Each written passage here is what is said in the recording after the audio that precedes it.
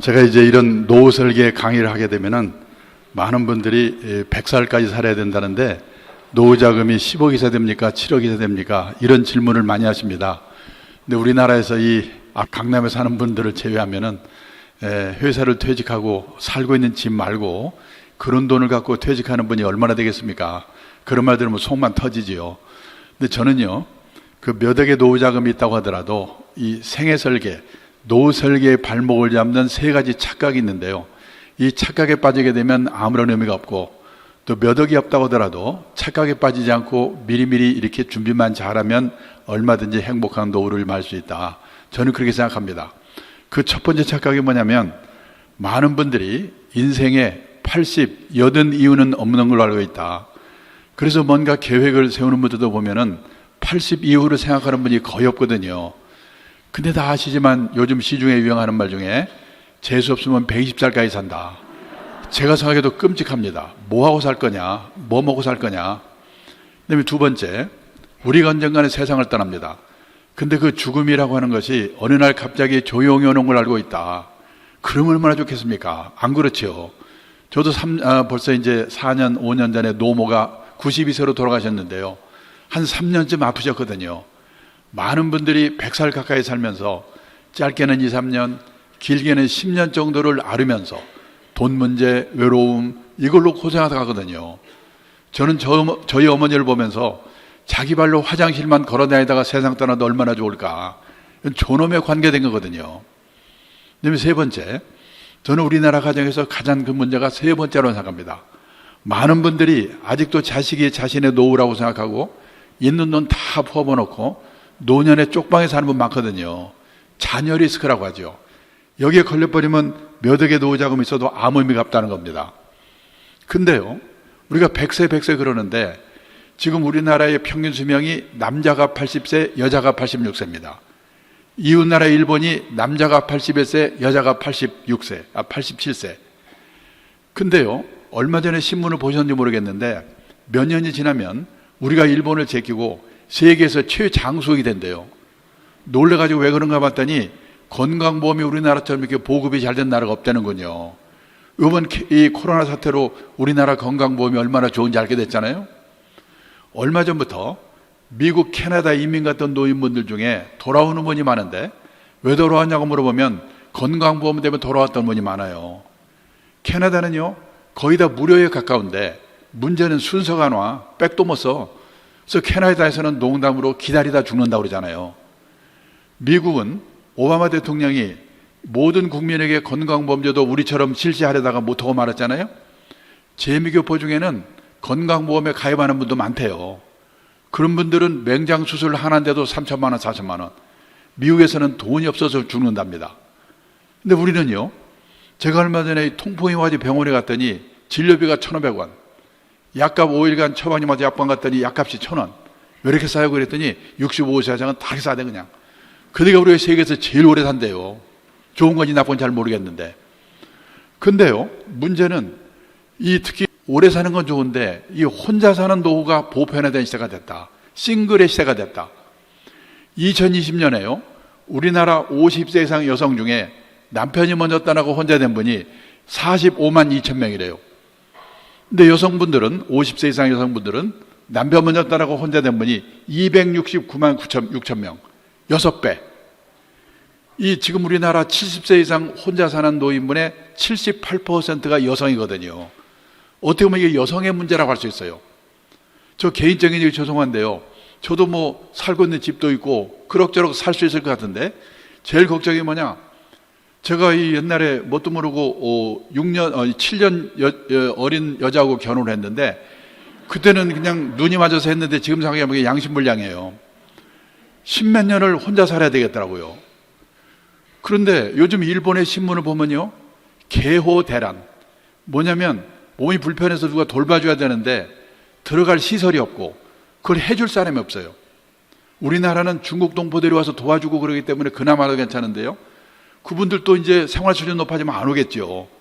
그러면 어느 시설에 누가 도와줄 건가? 그 다음에 임종 대란.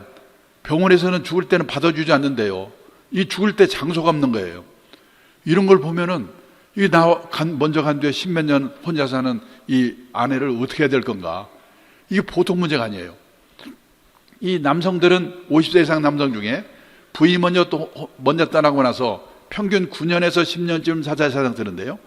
여성분들은 15년에서 16년 징그럽게 혼자 남아 살아야 돼요. 이게 싫으면 어떻게 하면 되는가? 연하의 남자와 결혼하면 됩니다. 그래서 작년에 결혼한 백상 중에서 초혼인 경우에는요, 19쌍이 연하의 남자와 결혼했다는 거예요. 요즘 젊은 여성들은 다 통박 있는 거죠. 근데 이미 결혼하신 분들은 뒤늦게 물릴 수도 없고 어떡하시겠어요? 준비나 단장이나 할 수밖에. 정상적으로 결혼해서 살아도 이렇게 혼자 남아 사는 기간이 긴데요. 요즘 뭐가 또 문제냐? 결혼들을 안 하잖아요, 젊은 분들이.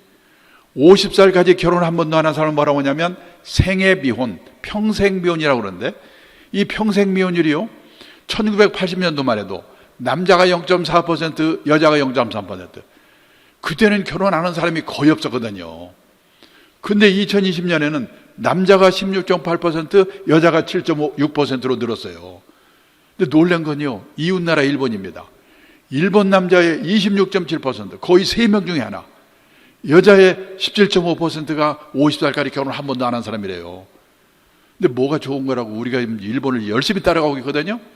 그래서 2035년에 되면 우리나라도 일본도 다 똑같이 남자는 30%, 여자는 20%가 결혼 한 번도 안 하고 갈 거래요. 내 아들이, 내 딸이 이 안에 들어간다. 생각해 보셔야죠. 그러면 생각해 봅니다. 옛날에 우리 세대는 왜 다들 결혼들을 했을까? 그때는 결혼을 하면요, 부모 밑에 있을 때보다 좋아질 확률이 높거든요. 한 방에 형제 우르고 살다가 결혼하면 세 방 살려도 단둘이 삽니다. 이불도 새 거고. 그런데 요즘 젊은 애들이 결혼해가지고요, 부모 밑에 있을 때보다 좋아질 확률이 거의 없거든요. 아니, 부잣집 도련님 하다가 가난한 집에 가장으로 가라면 가고 싶겠어요? 그러니까 나중에 후회하지 마시고, 요놈들이 고등학교만 졸업하면 그냥 무조건 내쫓아가지고 불편하게 만들어야 돼요. 안 나가려면 돈을 받든지. 뭔가 특단의 조치가 없는 한 이 생애 미혼, 이걸 막을 수가 없게 돼 있어요. 그 다음에요, 요즘 또 이혼이 또 늘고 있잖아요. 1970년도만 해도 연평균 이혼 건수가 15,000건이었는데요. 이게 2020년에는 10만 7천 건 늘었어요. 엄청나게 늘었어요. 옛날에 우리 어머니 세대들은 결혼해서 실망을 하면 팔자라고 생각하고 희망을 버렸는데, 요즘 여성들은 결혼해서 실망을 하면 남편을 버린답니다. 근데 옛날에는 결혼해서 4년 이내에 알고 실수했구나, 신혼이혼의 비율이 제일 높았거든요. 근데 이게 2020년에는 결혼해서 20년 이상 된 소위 말하는 중년 황혼년의 비율이요, 1990년도만 해도 5%밖에 안 됐는데 2020년에는 37%. 지금요, 결혼 기간별로 볼 때 비율이 제일 높은 게 중년 황혼년이에요. 이거 조심해야 돼요. 저는 2000년 초에 일본에서 황혼년 얘기가 많이 나오기 때문에 일본이 황혼년 대국인 줄 알았는데 아니에요. 이혼율 자체가 우리가 일본보다 높아요. 아시아에서 1등. 그리고 그 중에서도 일본은 아직도 이 신혼여행의 비율이 높은데 우리나라는 황혼년의 비율이 높아요. 이거 조심해야 돼요. 이분들은 지긋지긋해서 혼자 살라고 할 거예요. 그래서요, 일본은 이 65세 이상 노인 중에서 혼자 사는 독거 노인이 702만 명, 전체 노인의 19.4%. 근데 우리나라는요, 혼자 사는 노인의 숫자는 아직은 159만 명. 왜? 일본이 인구가 우리의 2.4배, 노인 비율이 우리의 2배거든요. 저 잘 나가던 일본이 30년 가까이 맥을 못 쓴 이유 중에 하나가 노인 비율이 높아서 그래요. 근데요, 이게 지금 우리나라는 전체 인구 중에서 65세 이상 노인 비율이 16%, 일본은 30%. 그러니까 우리도요, 앞으로 15년, 20년 지나면 지금 일본 수준으로 초고령 사회가 될 거예요. 그때 가면 우리나라도 혼자 사는 노인의 숫자가 얼마나 많아지겠는가. 그래서요, 가족은 해체가 되고 노인동거, 시골 가보세요. 마을에 관에 노인네들 모여 살잖아요. 그리고 여기서 만난 사람, 취미가 같은 사람이 오히려 가족보다 더 가까워지는 새로운 유연사회가 형성이 되고 있다는 거예요. 이거는 좋고 나쁘게 문제가 아니라 세상이 이렇게 바뀌고 있는데 나는 앞으로 어떻게 할 건가. 친교하시는 이분들이 나중에 나이 들면요, 1년에 한두 번 만날지 말지 모르는 자식 새끼보다도 훨씬 소중할지 모르니까 피자 까칠하게 대하지 말고 친하게 지내세요. 지금 우리나라는요, 인구가 5,200만, 가구 수가 2,100만 가구인데요. 그 중에서 젊은 사람 혼자 사는 1인 가구, 독거노인 1인 가구 합쳐서 우리나라도 재작년인가까지는 2인 가구 비율이 제일 높았는데 이제는 1인 가구 비율이 32% 제일 높아요, 우리나라도. 근데 유럽 가면요, 훨씬 높거든요, 1인 가구 비율이. 스웨덴은 전국 평균 57%, 수도 스톡홀름은 60%, 온 천지가 그냥 혼자 사는 거예요. 그러면 스웨덴은 우리보다도 우울하고 불행한 나라일 것 같죠? 근데 스웨덴이 세계에서 7번째로 행복한 나라래요. 왜냐? 혼자 살더라도 연금이 발달돼 있어가지고 죽을 때까지 먹고 살 걱정이 없는 거예요. 혼자 살더라도 지역사회, 이런 새로운 유연사회에서 외롭지 않게 행복을 찾는 방법을 미리미리 준비했기 때문에. 문제는 우리도 이렇게 가고 있는데 나는 앞으로 어떻게 할 건가? 제가 십몇 년 전에 일본에 책방에 가니까 이런 책들이 쫙 깔려 있는 겁니다. 혼자 사는 노예들 쓴 책이에요. 그때만 해도 참 별로 책도 다 있네. 이거 사온 거거든요. 근데 이게 일본 얘기가 아니에요. 제가 얼마 전에 책을 안 왔었는데 이 책이 잘 팔리는가 시내 영풍문고로 갔는데요, 한쪽에 화제의 책이라는 코너가 있는데 거기에 혼자 사는 삶에 대한 책이 20권이 쫙 있더라니까. 우리나라도 깜짝 놀랐어요. 보세요, 무슨 책인가. 혼자 사는 노후 어떻게 대비할 거냐, 혼자 사는 노후 두렵지 않다, 혼자 사는 노후 즐겁게 사는 방법. 여기 남편분들의 집이 이 마지막 책 전해드리세요. 여자의 활로, 남자의 말로. 남자분들은 다른 것보다도 사모님한테 잘하셔야 돼요. 부부가 같이 살다가 나이가 들어가지고 남편은 혹시 부인이 먼저 돌아가시면 갑자기 심각해진답니다. 그래서 3년 이내에 돌아가실 확률이 높대요. 부인이 돌아가셨는데도 10년 이상 사는 남자는 아주 독한 남자랍니다. 근데 반대로 여자들은 같이 살다가 남편이 먼저 돌아가시면 의리상 한 달 슬프답니다. 그리고 그 다음부터는 오히려 귀찮은 존재가 없어져가지고 15년 이상 산다. 앞에서 보셨잖아요. 이런 책이 지금 일본에서 70만 부, 100만 부에 팔리고 있고 우리가 뒤따라가고 있어요. 왜 그럴까요? 이 혼자 사는 노후가 기니까. 그래서요, 이 혼자 사는 노후에 대해서 준비를 단단히 하셔야 되는데, 첫째가 먹고 살아야 되니까 연금이 있어야 되겠죠. 젊을 때 안 든 분은 주택연금이라 들어서 그 준비를 잘 하셔야 돼요. 그 다음에요, 젊을 때 건강하던 분이 환갑 넘어서 암에 걸려 심혈관 질환, 저도 부부가 암에 걸렸거든요. 깜짝깜짝 놀래요. 그래서요, 이게 뒤늦게라도 이 중대 질병보험 하나 들어두는 거. 그 다음에요, 여기 새로운 유연사회에서, 지역사회에서, 이 교회에서 외롭지 않게 행복을 찾는 방법을 미리미리 준비하는 거. 그 다음에요, 대부분의 가정에서 남편 중심의 노후 준비를 하고 있는데 그거보다도 혼자 남아서 십몇 년 살아야 되는 아내분을 배려한 노후 준비를 해야 된다는 거예요. 벌써 좀 오래된 얘기인데요, 전라도 광주에서 유명한 변호사 한 분이 80대 중반에 돌아가셨는데요, 이분은 아침에 미역국에 식사 잘 하시고 동네 다방에 가서 농담하다가 집에서 벽에 기대고 아이고 피곤하다 그러고 돌아가셨어요. 얼마나 행복합니까? 근데 옛날에는 변호사가 돌아가시고 나면 여기저기 수임료로 땅 받은 것도 그래요. 자식들이 무지개 싸우거든요. 근데 그분은 돌아가신 데 봤더니 본인 명의로 돼 있는 게 전화기 한 대밖에 없더래요. 싸울 일 없게 만들었어요. 그리고 세를 받아먹는 부동산이 하나 있는데 그의 소유권은 자식한테 줬는데 사용권은 만하님한테 준 거예요. 사모님 돌아가실 때까지 월세는 사모님 거야. 그런 식의 배려.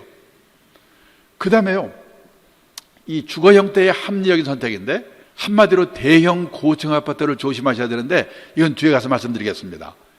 그리고요, 가족의 해체가 일어나고 있는 한편에 가족 회복 운동이 일어나고 있어요.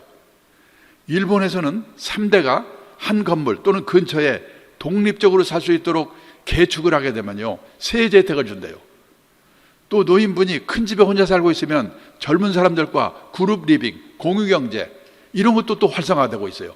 이런 것도 앞으로 한번 생각할 필요가 있다는 겁니다.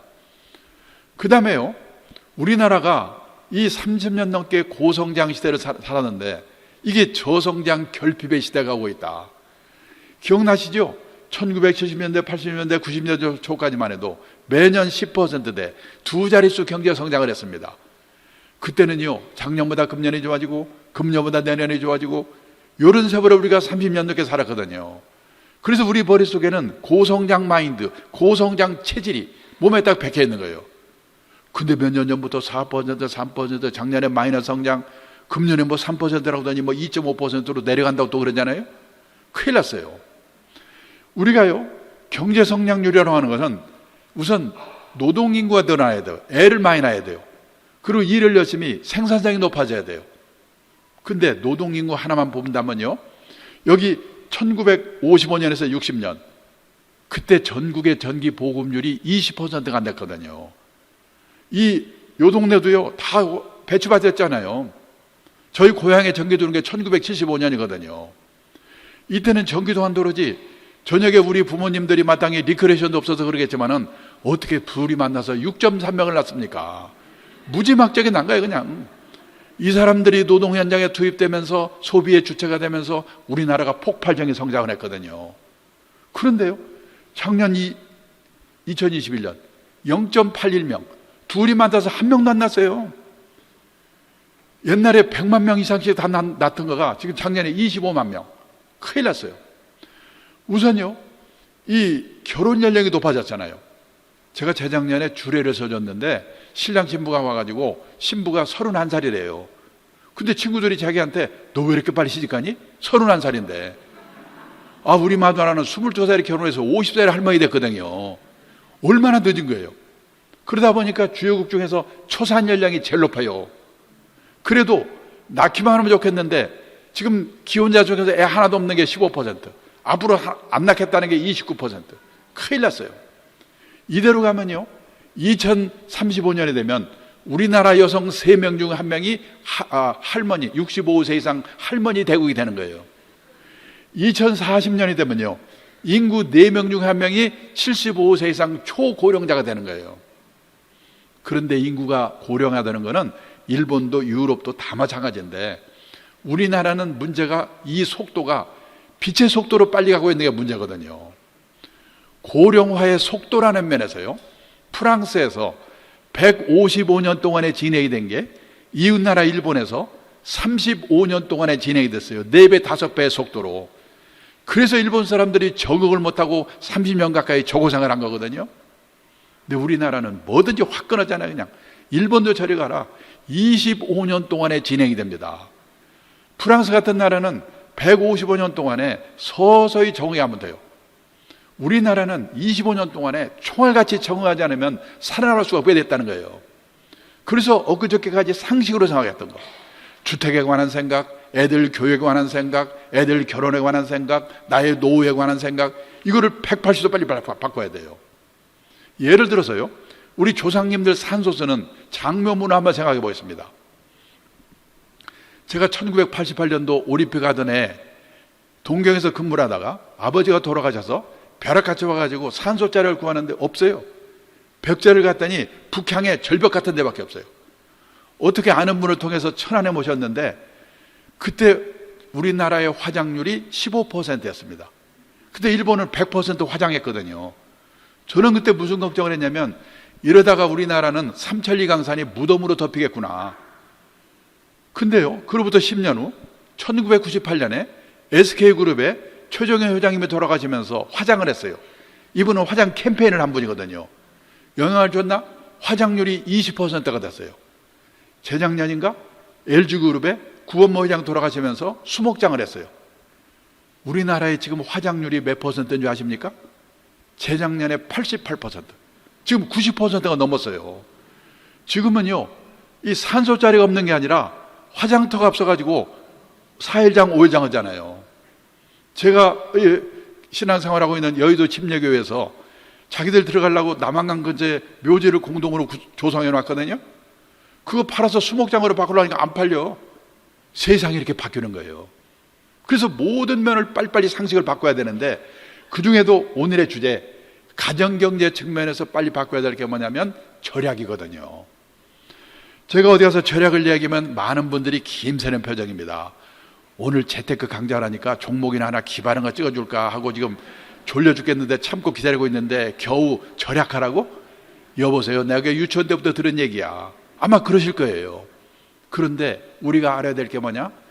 지난 30년 넘게 고성장 시대, 세계 역사에 없는 특별한 시대를 우리가 살아왔기 때문에 우리는 의식하지 못하고 우리는 아낀다고 생각하는데, 미국, 일본 선진국 사람들이 우리를 보면은 너무나 낭비요인, 거품요인이 많다는 거예요. 필요 없는 자동차. 재미교포가요, 성공해서 서울에 사장 발령 얻어가지고 몇 달 살더니 뭐라고 하냐면, 서울에 와서 몇 개월을 살아보니까 서울처럼 대중교통이 발달된 도시가 이 세계에 몇 개 없는데 1km 가면서 자동차 끌고 가더라 이거죠. 안 그렇습니까? 저도 교회에서 차량 담당을 한 일이 있었는데요, 그냥 그 여의도 같이 그 살면서 걸어오지 말이야. 그걸 그냥 우리 교회 앞에서 하니까 팥줄 쇠서 죽으려고 그래 그냥. 여긴 안 그렇습니까? 필요 없는 자동차, 교육비, 결혼비용, 경조사, 앞으로 작심하고 아끼지 않고는 노후 준비가 안 되게 돼 있거든요. 얼마 전에 조선일보에 의미 있는 기사가 있었기 때문에 읽어드리겠습니다. 결핍의 시대 대비해 어떤 무기 준비하나요? 결핍은 있어야 할 것이 없어지거나 모자란 상황을 말합니다. 고도 성장 시대에는 이 있어야 할 것의 기준이 높아도 괜찮았습니다. 성취할 기회가 많았으니까요. 하지만 성취의 기회가 적고 평준화하는 이 저성장 시대에는 있어야 할 것의 기준이 높을수록 좌절하고 불행해질 확률이 높아집니다. 그래서 요즘 생각이 있는 부모들은 다른 것보다도 자기 애들에게 결핍에 적응하는 방식을 가르치고 있다는 거예요. 제가 얼마 전에 어느 모임에 갔더니 유명한 교수님이 제 옆에 있는데 외동딸이래요. 그의 봄에 대학을 졸업했는데 그때까지 취업을 못했답니다. 괜찮은 대학 나왔고 유명한 교수가 한 번만 부탁하면 안 될 것도 없는데 안 한대요. 재수해서라도 네 힘으로 들어가라. 결핍에 적응하는 방식을 가르치기 위해서. 자기 딸이 용돈이 궁한 것 같은데 자기 돈 있거든요. 주고 싶은 마음이 꿀뚝 같은데 참고 참는데요. 결핍에 적응하는 방식을 가르치기 위해서. 우리가 그걸 안 해가지고 우리 애들이 지금 장난이 아니거든요. 한 달에 10만 원 쓴 사람이 9만 원을 쓰게 되면 10% 절약한 겁니다. 고성장 고금리 시대에는 그까이 주식 사서 부동산 사서 10% 수익 내면 되는 거지. 다 그런 생각을 했거든요. 그런데 이게 저성장 저금리 시대에는 막말로 엿장수맘대로 안 되거든요.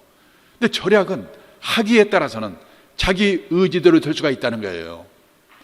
제가 10몇 년 전에 일본에 책방에 가니까 이 절약에 관한 책들이 쫙 깔려 있는 겁니다.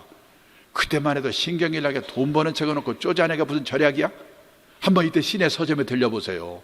우리나라 서점에도 여자의 습관, 우아하게 가난해지는 법, 120만 한 달 살아보기, 이런 책이 쫙 깔려 있습니다. 선진국이 걸어간 길을 우리가 그대로 따라가고 있어요. 가면 갈수록 절약의 중요성이 높아질 겁니다. 그래서요, 부모는 어떻게 해야 되고 자녀는 어떻게 해야 되는가? 우선요, 부모 세대들 이거 보세요. 우리나라에 50대 이상 뭡니까? 일생에서 재산이 제일 많을 때가 50대래요. 근데 우리나라 50대 가구의 통계청 자료를 보니까 평균 총자산이 5억 6,700만 원. 빚이 있습니다. 부채 차입금 평균 1억 74만 원. 이걸 빼면요 4억 6,666만 원. 언뜻 생각하면 50대 후반에 4억 6,660만 원 있으면 그럭저럭 먹고 살 수가 아닌가 이렇게 생각하시겠죠. 근데 문제는 4억 6,600 중에서 살고 있는 집값이 4억 545만 원이에요. 얼마 남아요? 6,120만 원 남잖아요. 이걸로 30년 40년 어떻게 삽니까? 그래서 6,100만 원 갖고 주식 사서 튀겨볼까 했다 빵으로 만들거나, 요즘 동학 개미 난리잖아요. 아니면 집을 팔아 살아야 됩니다. 근데 집값이 이웃나라 일본 꼴 나지 말라면 어디 있냐고, 돌아가는 꼴은 비슷한데. 근데 선진국 같으면 재산은 없더라도 최소 생활비 정도는 연금을 받아 생활하거든요. 우리나라는 그럴 수 있는 분이 학교 선생님, 공무원, 군인 특별한 분밖에 없거든요. 보통 사람은 있는 게 국민연금 하나 정도인데, 저도 놀랐는데요, 우리나라 65세 이상 고령자 중에서 국민연금 그 기초연금 말고 나라에서 주는 거 나이 들어서 받는 노령연금 받는 사람이 단돈 몇만 원이라도 54%밖에 안 돼요. 더 문제는요, 월 수령액이 60만 원 미만이 78%, 껌값. 100만 원 이상 받는 사람은 7.7%밖에 안 돼요. 퇴직연금? 제가 작년에 우리나라 퇴직연금 적립 금액을 가입자 수로 나눠봤더니 3,800만 원. 그 통째로 받아봤자 1년 생활비가 안 돼요. 개인연금? 가입자도 많지 않지만은 제가 그 금액을 가입자 수로 나눠봤더니요 5천만 원 없어요. 그것 빼고는 있는 게 뭐냐? 달랑 집 한 채. 근데 그 집이 내 노후에 도움이 될까? 지금 일본 동경에 가면요 신도시, 우리말하면 분당, 일산, 80년대까지만 해도 흥청흥청하던 신도시인데요 저녁에 가보면 불안도는 아파트가 많아요. 비어 있어가지고. 지금 일본의 빈집이 846만 채래요. 10년 후가 되면요 일본의 집 3채 중에 한 채가 빈집이 될 거래요. 우리나라 빈집? 우리나라도 재작년에 보니까 151만 채 빈집이 있어요. 시골에 농가주택 되어 있는 거? 아니에요. 대도시 한복판에도 빈집이 있어요. 도청이 있던 자리가 도청이 딴 데 옮겨가려면 빈집이 생기는 거예요. 도움이 안 돼. 근데 신문에 텔레비에서는 노후가 편하려면 10억이냐 7억이냐. 저는요 신문기자 만날 때마다 제발 좀 그런 것 좀 쓰지 마라. 우리나라 대부분이 그렇게 안 되는데 그런 기사를 보면 도움이 됩니까? 복통 터지고 초조하죠. 그래서 지금 우리나라에 온갖 사기 사건이 횡행합니다. 부동산 기획 사기, 책방에 가보면 재테크 광풍입니다. 2배로 튀기는 법, 3배로 튀기는 법. 아니 최강관 읽고 2배로 튀길 수 있으면 그 인생이 얼마나 간단하겠습니까? 그런 방법 없죠. 오직 하면요 일본의 신문기자, 일본경제신문에 서울에 와서 특파원으로 4년 동안 근무하고 간 일본의 신문기자가 있는데요 이 친구가 지네 나라 돌아가면서 저보고 뭐라고 하냐면 한국에 와서 4년 동안 근무하면서 보니까 한국 사람들은 돈을 버는 방법, 그 사람을 자산 관리해서 입구 관리라고 표현했어요. 입구 관리에 대해서는 쌍부로 결심인데 그런데 나이가 60이 돼서 번 돈이 모자란다? 그러면 그 사람은 부자 될 확률이 별로 없지요. 그러면 어떻게 되냐? 맞춰 사는 방법을 배워야 되죠. 또 운 좋게 부자가 됐다. 그러면 아름답게 쓰는 방법. 그 사람을 자산 관리해서 출구 관리라고 표현했어요. 한국 사람들은 입구 관리에 대해서는 무저결심인데 출구 관리에 대해서는 집에서 가르치냐, 학교에서 가르치냐, 사회에서 가르치냐. 공부가 너무나 안 되어 있다. 이 친구가 이러고 가는 거예요. 제가 기분이 얼마나 나쁘겠습니까? 그런데요, 일본에 1억 2천만 인구 중에 기독교 인구, 교회 다니고 성당 다니는 사람이 100만 명도 안 되거든요. 1%도 안 됩니다. 우리나라 개신교, 개도력 합치면요 20몇 %, 1,몇백만 명의 기독교 인구래요. 근데 우리 다 아는 여기 신약성성 빌립보서 4장 11절 13절 이거 모르는 사람이 없죠. 2000년 전에 이 바울 사도가 풍부에 처할 줄도 알고 비천에 처할 줄도 알고 그때 주어진 경제적 상황에 맞춰서 하는 방법을 배워라. 근데 1,몇백만 명 기독교인들이 이걸 읽었는지 안 읽었는지 기독교 인구 1%도 안 되는 일본 사람한테 우리가 충고를 드려야 된다. 저는 그게 우리나라의 문제라고 생각합니다. 우리나라 기독교인들이 제일 좋아하는 성경 구절이 밑에 있는 빨간 글자래요. 내게 능력 주시니 안에서 내가 모든 것을 할 수 있느니라. 새벽 기도만 열심히 나가면 만사형통. 그런데요, 이게 가능한 거는 평소에 풍부에 처할 줄도 알고 비천에 처할 줄도 아는 훈련을 미리미리 받아두었기 때문에 이게 가능한 거겠죠.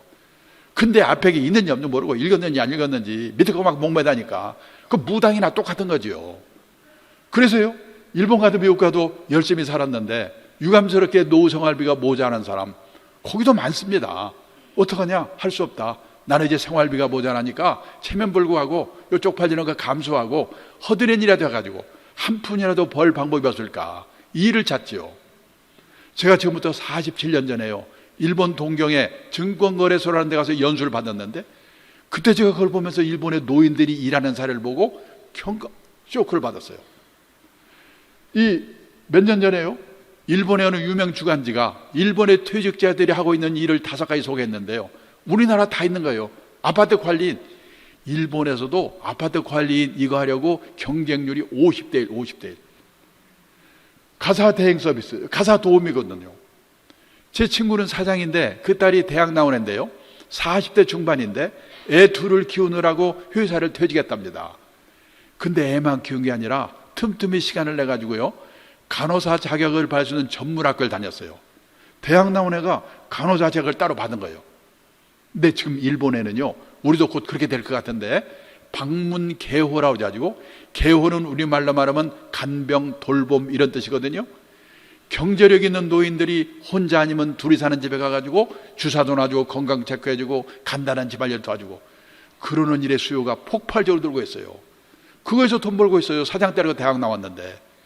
중요한 거는 이런 일을 하면서도 쪽팔려 하지 않고, 이런 일을 하는 사람을 우습게 보지 않고. 근데 그동안에 우리나라는요, 일도 없지만은 하고 싶어도 체면 이 남의 눈 때문에 어려웠거든요. 근데 요 몇 년 전부터 우리나라도 무섭게 바뀌고 있어요. 제가 얼마 전에 택시를 타고 가는데 기사분이요, 60이 좀 넘은 분인데 외국 회사에 서울 지사장을 했대요. 이분이 지사장 할 때는 기사 딸린 에쿠스 차에다가 부인은 사모님 소리 듣고 폼 잡고 다녔대요. 근데 이분이 대단한 게요, 지사장을 끝내자마자 목표로 세웠는데 나는 3년 이내에 개인 택시 받을 자격을 갖자. 그러려면 영업용 택시를 3년 무사고 운전해야 된답니다. 그때 그분이 1년 8개월이 됐다고 하더라고요. 이런 분이 들고 있어요. 그렇게 살다 보니까 60이 돼서 먹고 살 걱정을 하게 됐다. 유감스럽게 그런 분이 우리나라는 20, 30%밖에 안 돼요.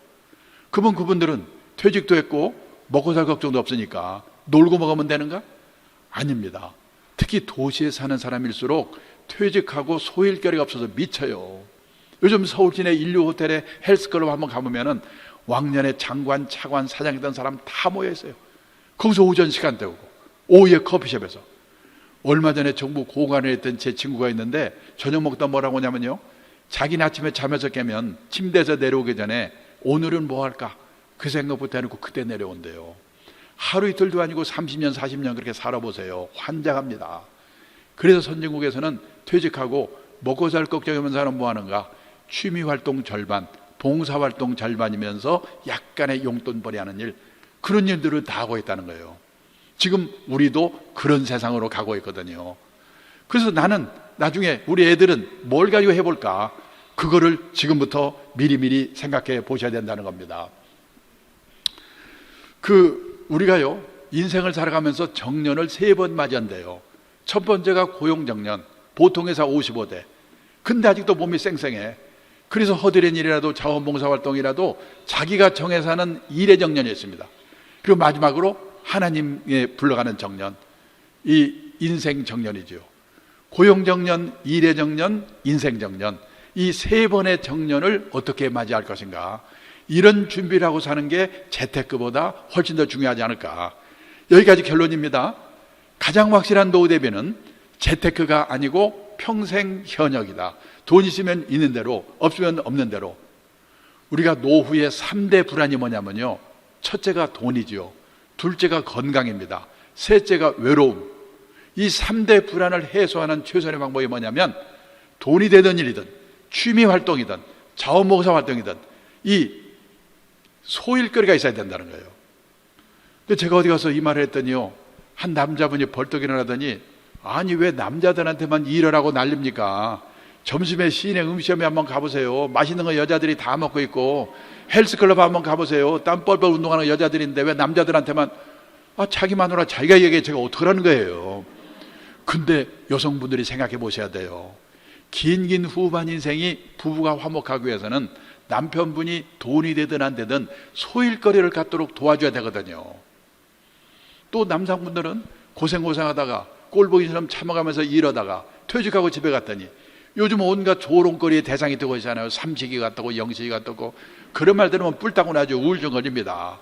그래서 저는 남편들한테 그래요. 그것도 다 내 아내만 나한테 이렇게 섭섭하게 한다, 그런 생각을 하니까 그런데, 내 아내만 그런 게 아니라 대한민국 아내들 다 똑같다. 대한민국만 그런 게 아니라 세계가 다 똑같다. 그러면 대책을 내가 세워야 돼요. 그 증거를 하나 보여드리겠습니다. 일본의 오가와 유리라고 은퇴 전문가가 있는데요, 한 달에 한 번씩 에세이 글을 보내오는데, 얼마 전에 보내온 에세이의 제목이 뭐냐, 일본에서 은퇴 남편 인기 1번. 어떤 남자가 퇴직하고 인기가 짱인가?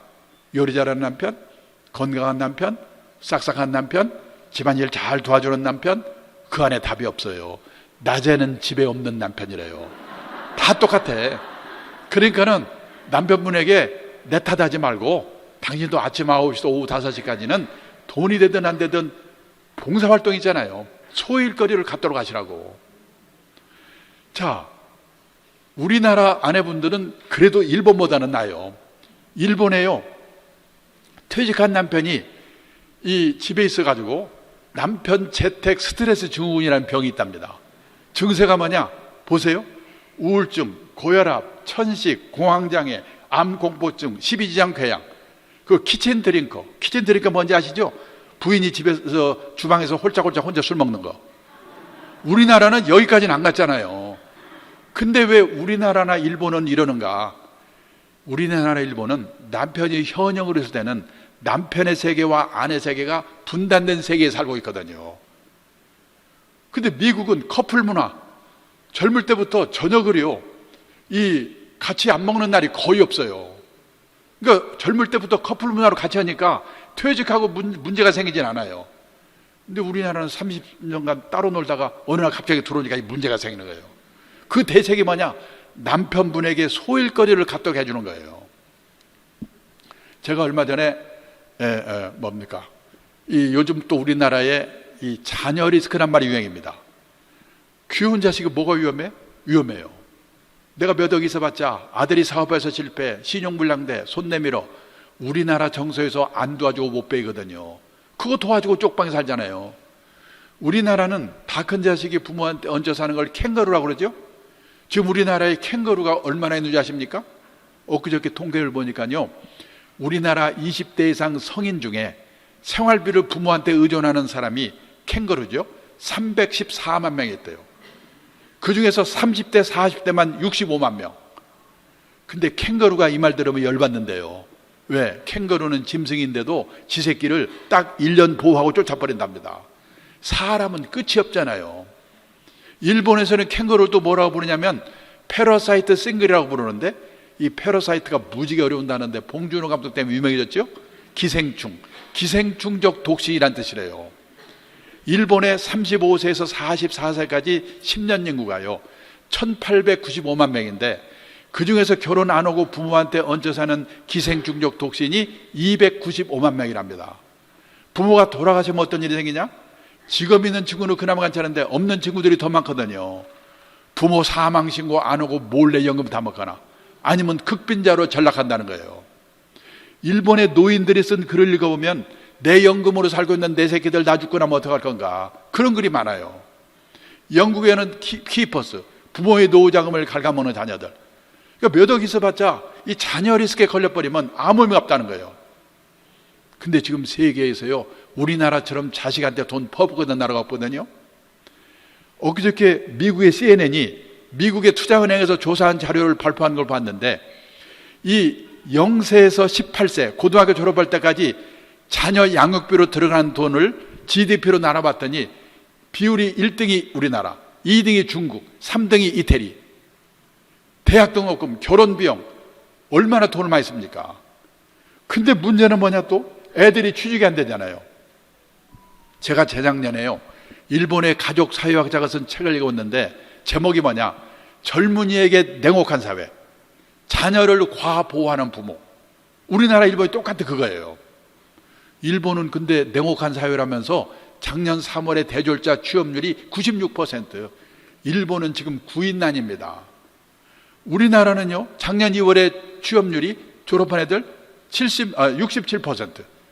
여기에 군대 간 애들, 대원 간 애들 포함되어 있거든요. 빼버리면요 50%대로 떨어질 거예요. 둘 중에 하나가 취직이 안 되는데 밥 좀 먹고 옷 좀 잘 입는 게 뭐가 중요합니까? 그들 입장에서는 미치는 거죠. 그러면 어렵게라도 들어만 가면 만수무강인가? 아니에요.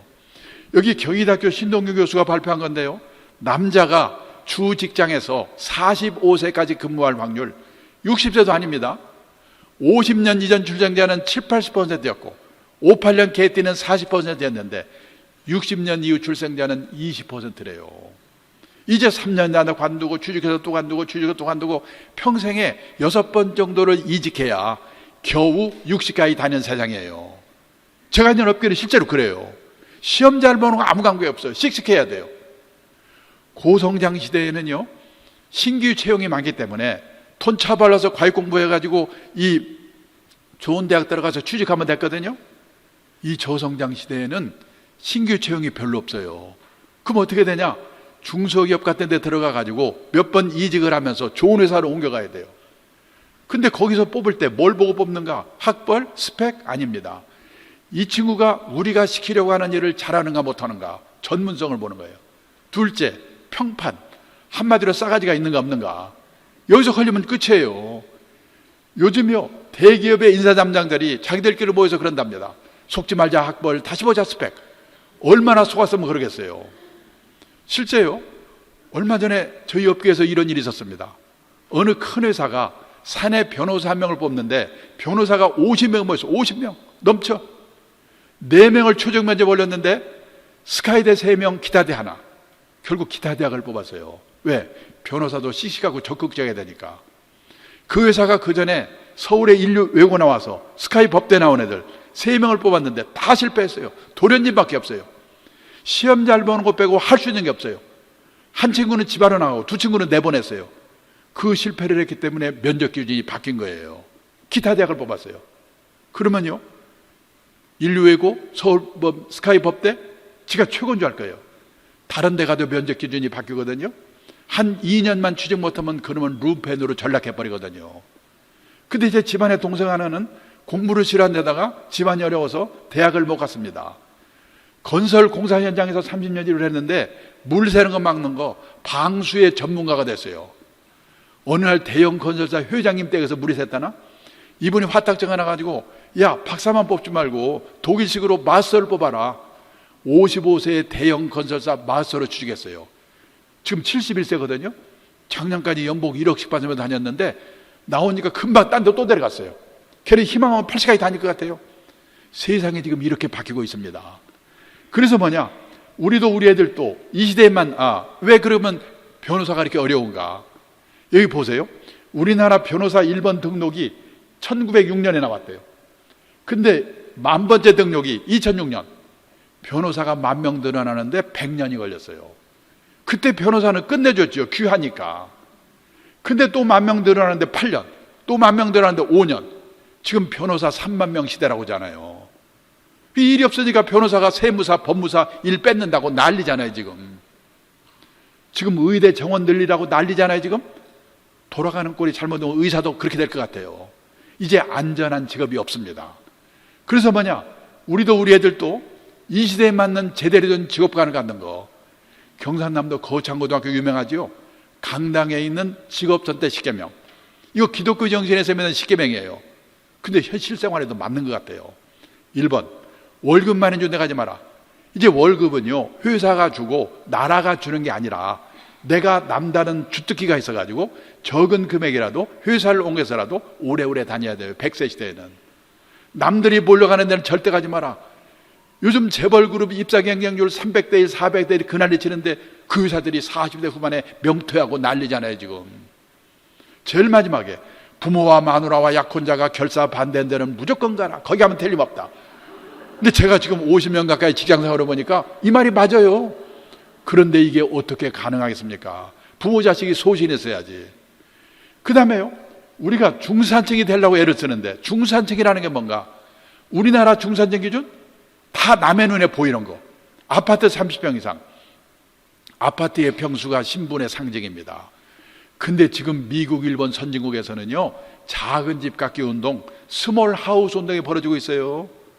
자동차 2000cc 이상, 신분의 상징이죠. 선진국에는 갑자기 큰 차 타면 둘 중에 하나, 깡패 아니면 졸부래요. 세계에서 대형차 이 인구당 비중이 제일 높은 나라가 우리나라잖아요. 미국의 중산층 기준 보세요. 그 사람이 내면으로 성숙된 사람인가? 자신의 주장에 떳떳할 것, 회어 플레이를 할 것, 사회적 약자를 도울 것, 부정과 불법에 저항하는 용기가 있을 것, 그리고 정기적으로 비평가는 정도 받아볼 것. 이 기준에 의하면 우리나라의 중산층이 몇 명이나 있겠습니까? 그 다음에 우리가 애들에게요, 영어 수학 말고 가르친 게 있는가? 이거 안 가네요? 큰일 났네. 영어 수학 말고 가르친 게 있는가? 동가리를 가르쳤는가? 경제적 자립을 가르쳤는가? 근데 막말로 영어 수학은 못 줘도 밥 먹고 살거든요. 근데 돈 관리, 경제적 자립 이거 모르면 평생 고생하거든요. 자, 그 다음에요, 보세요. 자산관리로 들어가겠는데 재작년에요, 한국은행에서요, 주요국의 물가, 구매력 평가 환율로 계산한 주요국의 순자산을 발표했어요. 가구당 순자산을. 우리나라가 얼마냐? 53만 8천 달러, 약 6억. 근데 놀란 게요, 프랑스가 52만 1천 달러, 일본이 48만 6천 달러. 상상이 되십니까? 한국은행 발표인데 거짓말 아니겠죠. 근데 문제는 이 가계자산을 분해를 해봤더니 우리나라는요 78%가 부동산, 그리고 22%가 금융자산. 근데 미국은요 반대, 금융자산이 72%고 부동산이 28%. 우리가 반대예요. 우리나라는 한마디로 말하면 재산이 골 부동산인데 부동산 가격이 비싸니까 부자처럼 보이는 거예요. 지금 우리나라 남한 땅 넓이만 9만 3천 평방킬로미터, 일본 36만 평방킬로미터. 땅 넓이는 남한 땅이 일본의 4분의 1인데 재작년에 남한 땅을 다 판 돈이 일본 땅을 다 판 돈의 4분의 3이에요. 맞비교는 어렵지만 한마디로 말하면 일본의 평균 땅값이 우리나라 땅값의 3분의 1밖에 안 된다는 얘기예요. 계속 오르면 상관이 없죠. 그러면 나라는 미쳐버리겠지만은. 그런데요, 일본도 1990년도에는 부동산 비중이 60%였어요. 이게 30%대로 30년 사이에 떨어졌거든요. 근데 그 떨어진 이유를 보니까 우리도 그렇게 될 가능성이 매우 크다. 그럼 어떻게 될 건가? 그 일본이 그렇게 부동산 비중이 60%였던가, 또 거가 이렇게 30%대로 떨어진 이유가 어디에 있는가? 첫째, 지난 30년 동안 일본의 집값, 땅값이 특별한 데 몇 군데 빼고는 계속 떨어졌어요. 둘째, 집 없으면 어때? 빌려 살면 되는 거지? 우리처럼 집에 한이 맺혀 있잖아요. 집에 대한 인식이 달라졌어요. 이 우리나라나 일본처럼요, 농경 문화를 가진 나라, 정착해서 하는 나라 사람들은요, 유목민 국가, 해양 국가처럼 이동을 전제로 하고 하는 사람들과 달리 내 집, 내 땅에 대한 집착이 엄청나게 강하거든요. 그게 신분의 상징이고. 근데 1990년까지는 일본도 제가 그때 근무할 때는 그랬어요. 엄청났어요. 근데 그것이 3년 동안에 집값이 떨어지고 또 노인만 있고 애들은 안 낳고, 그러니까 이게 생각이 일본 사람한테 바뀐 거예요. 일본에서요, 보통 사람이 내가 집이 없어, 근데 금융자산이 몇 억 있어. 그러면은 내가 은행에서 돈을 빌려서 집을 살까? 집 사면 수리해야지, 세금 내야지, 골치 아프잖아 이거. 그러니까 그냥 집은 빌려 살고 이건 딴 데 투자할까? 냉정하게 생각하거든요. 우리는 요 2, 3년 보면은 내 돈이 하나도 없더라도 이 은행에서 돈 빌려만 준다면 눈 감고 빌려서 집을 사지요, 분위기가. 근데 이게 앞으로 어떻게 될 건가? 그 다음에요, 세 번째는 뭐냐면 일본도 우리나라도 베이비붐 세대가 집을 사면서 집값을 올렸어요. 근데 일본은 베이비붐 세대 내 집 마련이 끝났어요. 우리나라 아직 남았어요. 끝나면 어떻게 될 건가? 그다음에 네 번째는 도시화. 시골 살던 사람들이 도시로 옮겨가면서 집을 사니까 집값을 올렸어요. 근데 일본은 도시화 과정이 끝나가지고 도시에서 지방으로의 역류 현상이 나타나고 있어요. 우리나라는요, 지금 도시화율이 몇 %인지 아십니까? 도시화율이라는 게 뭐냐면 전체 인구 중에서 도시에 사는 사람의 인구 비율을 도시화율이라고 하거든요. 싱가포르, 홍콩과 같은 도시국가를 제외하면 세계에서 우리나라가 1등이에요. 91%. 계속 가고 있어요 지금. 끝나면 어떡할 건가? 마지막으로 선진국에서는요, 내가 돈이 좀 있다, 그래서 집이나 가게를 하나 더 사가지고 세를 놓는다. 그 사람이 세를 안 내? 못 내보내요. 선진국은 세입자의 권리가 너무 세기 때문에 소송해야 돼. 골치 아파. 우리도 그렇게 하지 않아요 지금. 그래서 선진국에서는요, 보통 사람들은 실물로 부동산에 투자하는 게 아니라 부동산 리츠, 부동산 펀드, 간접 투자를 하거든요. 근데 리츠나 부동산 펀드, 그 사람도 부동산 투자를 안 하는 게 아니에요. 간접 투자를 한단 말이죠. 그러니까 리츠나 부동산 펀드는 이게 금융자산 안에 포함이 되어 있어요. 그래서 미국, 일본이 70%라는 거예요. 근데 알게 모르게 우리나라도 그런 방향으로 가고 있다. 근데 제가 어디 가서 이 얘기를 하면 많은 분들이 저 사람 증권회사에서 온 모양이구나. 주식 사라고 꼬시려고 그러는구나. 그러니까 부동산 안 된다고 그러고 보나마나 막 팔아가면 주식 사라고 할 거야. 지금 한 서너 분이 그런 표정을 짓고 계시는데 아니에요. 부동산이 꼭 나쁘다는 게 아니라 몰빵되어 있는 게 문제다. 그래서요, 사든 팔든 자기 마음인데 생각을 바꿀 게 두 가지가 있다. 첫째, 우리나라는 땅이 좁은 나라다. 좁죠? 그 땅은 해외에서 수입도 못 해오잖아. 그러니까 다소 비싸게 사더라도 기다리고 있으면 언젠가는 올라. 땅에 묻어두는 게 최고야. 이런 생각을 갖고 있습니다. 실제 지금까지 그랬죠. 근데요, 앞으로 이 국제화된 시대에는 땅도 얼마든지 간접적으로 수입해 올 수 있는 거다. 그런 눈으로 땅을 보셔야 된다는 거예요. 그거를 첫 번째로 경험한 나라가 영국입니다. 영국에서는요, 18세기 후반에 땅값이 쫙 오르다가 어느 날 영국 정부가 밀 수입의 자유화, 먹는 밀을 해외에서 3분의 1 값으로 절반 값으로 맘대로 사다 먹어라. 이 말은 밀을 싸게 사온다는 것은 간접적으로 땅을 싸게 사오는 효과가 있다. 이런 인식이 퍼지면서 영국의 땅값이 갔어요. 일본이 그 경험을 또 끝냈습니다. 일본 전국의 3대 도시 도쿄, 오사카, 나고야의 택지 1982년을 100으로 볼 때 290까지 올랐는데 문제는 그 전이에요. 1970년대에 일본의 땅값이 무지막지하게 올랐거든요. 그때 일본의 다나카 가쿠에이라고 나중에 로키드 사건으로 총리에서 쫓겨난 사람이 있는데 이 사람이 일본 열도 개조론 이걸 부르짖으면서 일본 땅값을 무지막지하게 올렸어요. 옛날 노무현 정부 때 지방의 행복도시, 혁신도시 땅값 올린 건 똑같아요. 그렇게 오른다서 버블 경기로 또 올라. 1991년이 일본 땅값이 피크일 때인데요. 어느 정도 비쌌는가?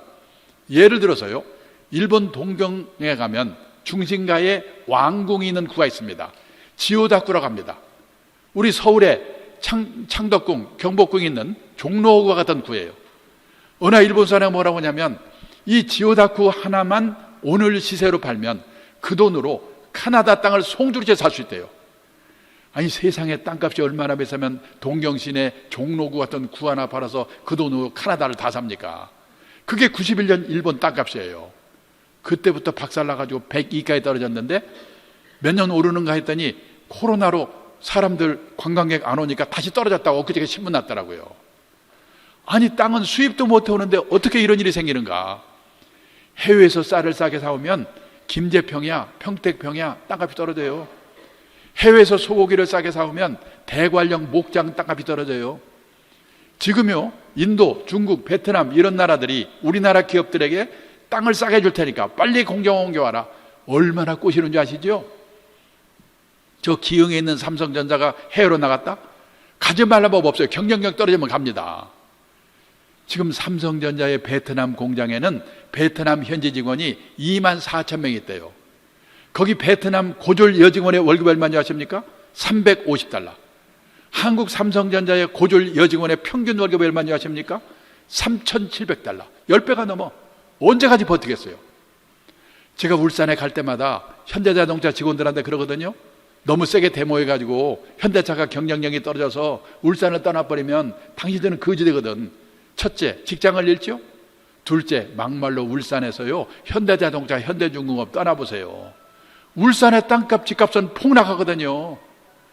그래도 그동안에 우리나라는 제조업이 많아가지고 땅을 사면서 올렸는데 엊그저께 바이든 대통령 와서 뭡니까? 폼 잡고 다 온갖 폼 다 잡았는데 현대자동차하고 삼성전자하고 그런 일 하잖아요. 글로 간다잖아요. 공장이. 한번 생각해 보셔야 돼요.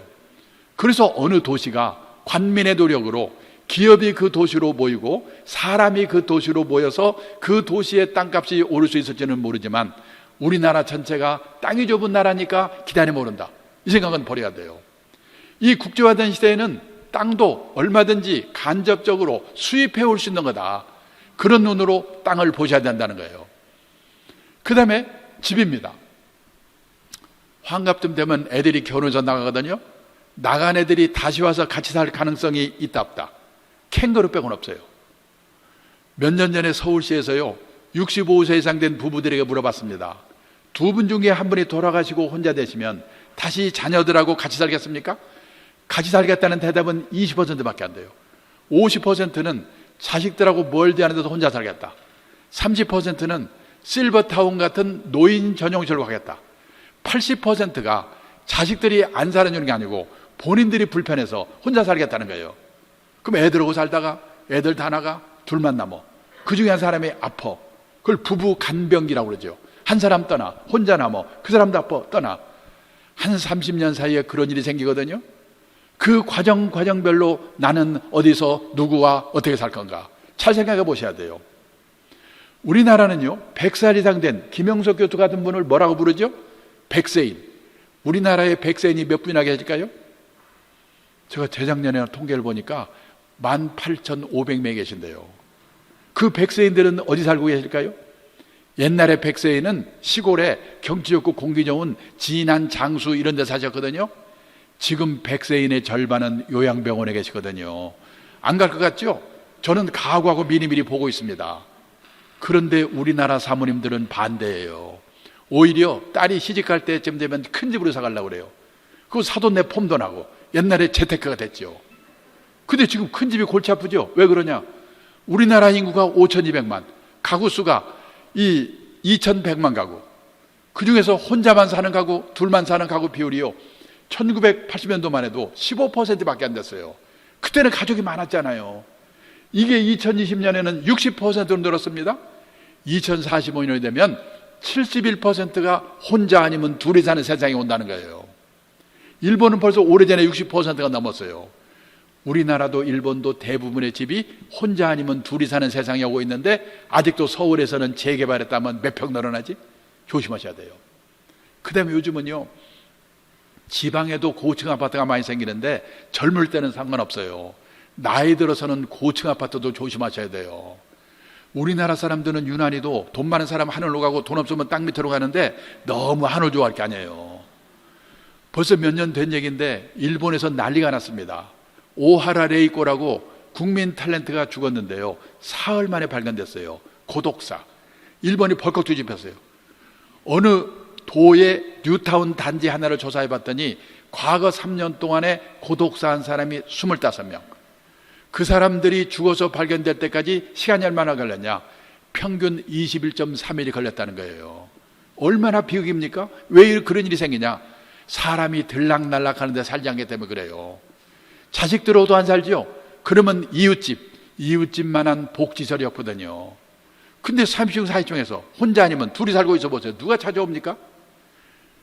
제가 얼마 전에는 빅데이터를 통해서 본 일본 부동산 시장의 전망 이런 자료를 읽었는데 거기 이런 말이 나와요. 일본의 노후화된 아파트들이 재건축을 못해가지고 슬럼화돼 가고 있대요. 아파트를 뭐라고 부르냐면 구분 소유 주택이라고 부르는데 구분 소유 주택을 재건축하려면 주민의 80%가 찬성을 해야 된대요. 우리도 그런 게 있잖아요. 근데 귀찮아. 또 재건축에 성공하려면요 2가지 조건이 충족돼야 돼요. 첫째, 위치가 좋아야 돼. 둘째, 저층해야 돼. 고층으로 만들면서 비용을 빼야 되니까. 근데 위치가 별볼 일 없거나 이미 위치는 좋더라도 고층이면 안 되는 거예요. 이게 슬럼화되고 있어요. 그나마라도 재건축에 성공한 아파트가 있긴 있어요. 어떤 아파트가? 성공한 아파트의 80%가 지진 나서 무너진대. 근데 지진 나기를 기다릴 수 없는 거 아니야 이게 지금. 근데 우리가 지금 일본 걱정할 때가 아니에요. 일본은 아파트의 슬럼화가 문제라고는 하지만은 전체 주택수의 일본의 아파트 비율 6층 이상은요 10%밖에 안 돼요. 지방도시 가면 아파트 별로 없어요. 우리나라의 아파트 비율이 얼마인지 아십니까? 작년 가을에 보니까 61%. 계속 늘어나잖아요. 저는 지방도시 가면서 벌판에 고층 아파트 있는 거 보면 20년 30년 후에 우리 손주 새끼들이 저거 때려부시려고 얼마나 고생을 할까. 그래서 요즘 일본에서 유행하기 시작하는 게 뭐냐, 부부만 남았거나 사별하고 혼자 되면 어디서 사는가? 시내에서요. 시내에서 18평에서 20평짜리 병원 가까운 곳, 나이 들면 병원이 가까워야 돼요. 그리고 문화시설 가까운 곳, 재미가 있어야 되니까. 그 다음에 쇼핑 가까운 곳, 이런 데 사는 게 유행하고 있어요. 대형 고층 아파트를 조심하셔야 됩니다. 그러면요, 이거 뭐야? 집 팔라는 거야? 뭐야? 그런데 그 10년 전인가요? 판교에 타운하우스 지었을 때 기억나십니까? 질 때요, 일본인 설계사에게 부탁을 했대요. 그 일본 설계사가 한국에 와서 뭘 사정을 봐야 될 거 아니에요? 조사를 해봤더니요, 뭐라고 그러냐, 원래 한국의 전통 가옥도 외부에 개방된 부분과 사생활을 지키는 부분으로 나뉘어 있었다. 그런데 그런 주택이 모두 사라지고 밀실 같은 주택이 됐다. 이 고령화 시대, 1인 가구 시대에 그런 밀실 같은 주택은 더는 바람직하지 않다. 그래서요, 이 모든 주택의 현관 사방을 유리로 설계를 했대요. 이상하잖아요, 그게. 어색하잖아요. 그래서 처음에 분양 미달이 됐어요. 근데 입주한 사람이 10년을 살아보니까 지금 같은 1인 가구 시대, 고령화 시대에 이웃과 함께하는 행복이 너무나 좋더라 이거죠. 그래서 10년 만에 설계사를 오라고 그래가지고 파티를 했다고 신문에 보셨습니까? 이렇게 사람들 생각이 바뀌는 거예요. 우리는 바뀌었다면 확 끊어잖아 또. 그래서 결국은 저 집 팔아서 주식사라는 얘기네? 아니에요. 지금 우리나라가 미쳐버렸기 때문에 내가 모르겠어요. 제가요, 여기도 그분 계시나 모르겠네. 그 여기 반포에 그 재작년에 이제 이 뭐죠? 재건축 끝나가지고 입주한 아파트 경로당에서 강의했는데 한 분이 오더니 뭐라고 하냐면 끝나니까 제가 이 단지 안에요 45평짜리 아파트를 갖고 있었는데 이 입주 전에 벼락같이 오르니까 이거 꼭지구나 해서 20매덕에 팔았답니다. 팔고 나서 10억이 올랐대요. 미치겠지요. 저한테 질문이 뭔지 아십니까? 지금이라도 이걸 되사야 됩니까? 어떻게 됩니까? 그걸 알면 거기를 제가 왜 갑니까? 몰라요. 함부로 제가 그래서 함부로 말했다 큰일 나요. 댓글에 제 욕하는 댓글이 올라와서 심장마비 걸릴 것 같아요. 저는 함부로 사세 파손은 못하겠고 다만 원칙은 지켜라. 투자라고 하는 것은 리스크가 따르는 것입니다. 따라서 재산이 한 곳에 집중되어 있으면 안 됩니다.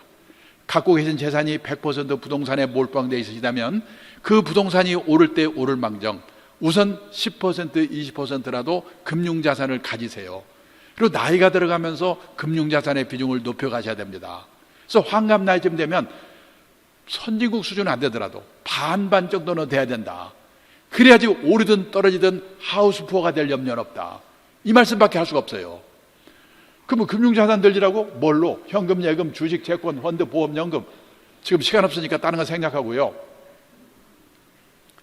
우선요, 제가 당황스러운 때가 뭐냐면은 퇴직연령대 대상으로 강의를 하는데 한 분이 오셔가지고 저 이번에 퇴직하는데요, 퇴직금을 2억 받았거든요. 그걸 어떻게 주식 투자해서 축여가지고 노후자금 마련할 수 있을까요? 큰일 나요. 그거 날려버리면 어떻게 되겠어요? 인생 단계별로 자산관리 단계가 3단계가 있어요. 1단계가 언제냐? 현역 시절 일을 하면서 운용하는 단계.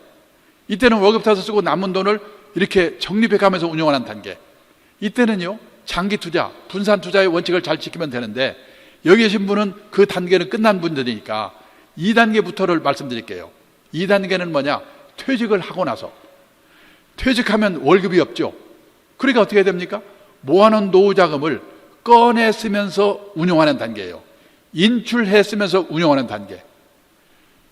세계 평균을 봤더니요, 모아놓은 노후자금에 연 4%씩 꺼내 쓰라고 그러더라고요. 12로 나눠가지고. 왜? 20년, 30년 꺼내 써야 되니까. 그리고 남은 돈은 목표 수익률을 얼마로 하냐? 정기예금 금리 플러스 알파. 지금 정기예금 금리가 2.5%니까 한 3%에서 5% 정도 수익률을 목표로 운용하라는 거예요. 이렇게 보수적으로 하라는 거예요. 근데 주식 투자한다고 튀긴다고 그러면 되겠습니까? 심장마비 걸려 잘못하면. 그리고요, 또 하나 2단계에서 중요한 건 뭐냐면 가능하면 2단계에서는 노후자금 모아놓은 걸 덜 꺼내 쓰고 3단계로 많이 옮겨야 돼요. 그러기 위해서는 뭐냐? 연금 수입이 있어요. 연금 수입이. 저는 국민연금 130만 원 받기 때문에 그만큼 덜 꺼내 쓰죠. 두 번째는 퇴직을 했으니까 생활비를 줄여야죠. 절약. 작은 집을 줄인다든지 지방으로 이전한다든지 50만 원 줄여, 100만 원 줄여. 절약을 해야 돼요. 세 번째는 50만 원이든 100만 원이든 허드렛 일에서라도 근로소득, 연금 수입, 절약, 근로소득으로 가능하면 덜 꺼내서 노력을 해야 돼요. 그래서 80쯤 되면요, 판단이 흐려지거든요. 그때는 어떻게 되냐? 판단이 흐려지니까 이 예금과 비슷한 상품에 넣어놓고 절약해서 꺼내 쓰면서 이제 세상 다른 데까지 쓰는 거예요. 목표가 뭐냐? 내가 죽기 전에 내 노후 자금이 바닥나면 안 돼요. 나의 수명보다 노후 자금의 수명이 길어야 되는 거예요. 그게 목표예요. 그걸 머릿속에 넣어놓고 자산 관리를 하시는 게 좋겠다. 이 회장님께서요, 신신당부기를 12시에 끝내라고 하더라고요. 할 말은 많은데 12시에 끝내겠습니다. 그런데요, 혹시 더 자세히 좀 보시고 싶은 분은 여기 김작가 TV라는 데 가서요, 제 이름을 치시면은 1시간 50분 동안 제 강의가 동영상으로 올라가 있으니까 그걸 보시기를 부탁드리면서 제 강의를 끝내겠습니다. 감사합니다.